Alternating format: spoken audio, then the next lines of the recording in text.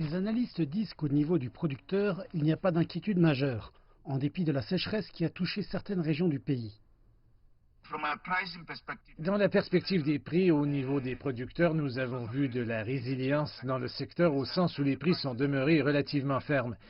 Même pendant le COVID-19, nous attendions une chute drastique des prix, mais celle-ci ne s'est pas matérialisée et les prix se sont bien remis. Alors que nous abaissions le niveau d'alerte du niveau 3 au niveau 2, avec une économie qui ouvrait, l'industrie du bœuf en Afrique du Sud se normalisait.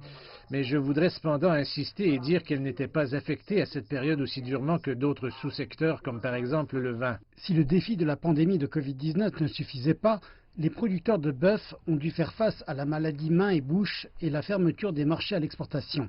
Les autorités ont rapidement agi afin de réduire les dégâts.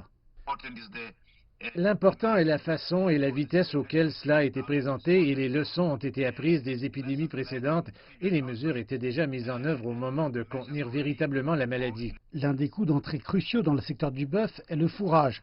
Et tandis que l'Afrique du Sud a connu une récolte abondante de maïs, la pression des prix monte.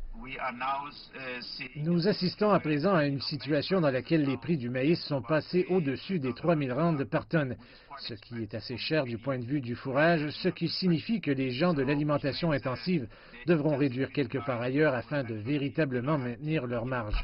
Les perspectives de l'industrie du bœuf semblent être assez positives. D'une manière générale, je suis optimiste.